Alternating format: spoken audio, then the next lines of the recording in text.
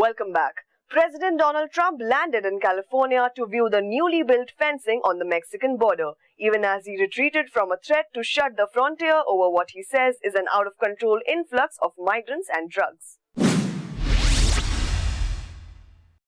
U.S. President Donald Trump visited the border wall at Calexico, California, saying it looks fantastic. Trump sees his campaign against the crisis on the border as key to his 2020 re-election bid, and his trip to Calexico in California was meant to keep that message in the headlines. This is just a concrete protector, but the wall behind it, and you see it all the way down, and we're going to be building, we've already built a lot of it.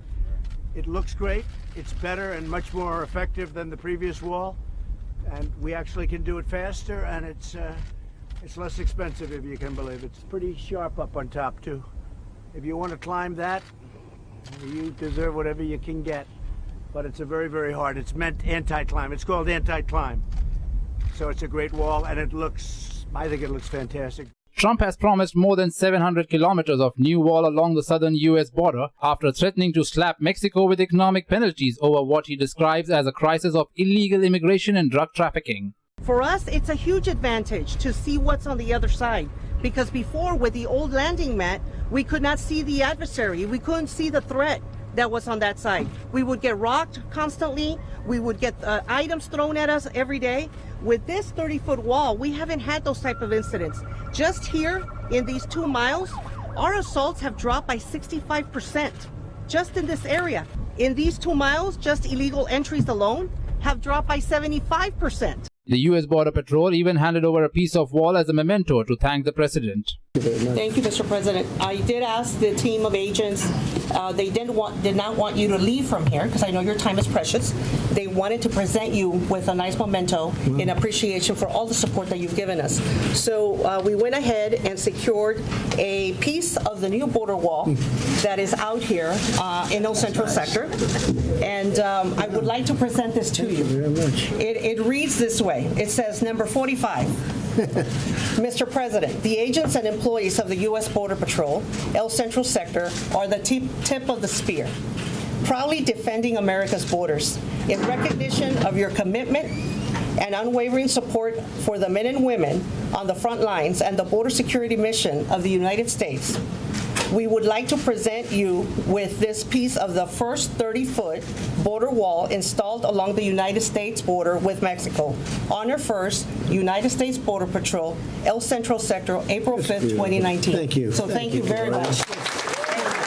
Trump indicated again that closing the border is no longer on the cards at present, but reiterated a warning that he will impose 25% tariffs on auto imports from Mexico if illegal migration and drug smuggling are not controlled. Hundreds of protesting migrants have clashed with police near Greece for a third straight day outside an overcrowded camp, with migrants throwing rocks at officers who responded with tear gas and stun grenades. The trouble flared outside a migrant camp after a social media rumor suggested onward travel restrictions to Central Europe had been lifted.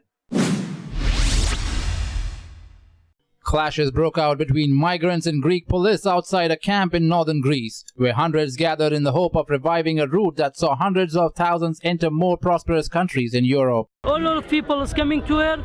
We will go together, hand by hand, heart by heart, to go to the borders, open the borders. Clap! Greek officials say the migrants have been mobilized by fake news originating on social media and false reports that the road to Central Europe, tightly sealed to migrants for 3 years, is open, and that buses chartered by non-governmental organizations are waiting on the other side of the border with North Macedonia, about 60 kilometers to the north. I see the page in social media and Facebook from 3 months talk about something go walking alone without any government help to the borders. Macedonia, I don't know exactly where, Macedonia, Albania or Bulgaria, any road to complete to arrive West Europe. Many of the migrants are refugees from the Middle East. Migrants outside the official Diavata migrant camp hurled sticks and stones at police, who responded with tear gas. Several of them, including children, have fainted amid the clouds of tear gas. The protesters lit fire to make the air more bearable, but fires have also erupted from exploding stun grenades. I have four baby, going to school, don't don't hospital, don't doctor, don't anything. I'm here in the Greek 1 year and 2 months. Not anything, don't speak Greek. Only in the camp I'm 1 year.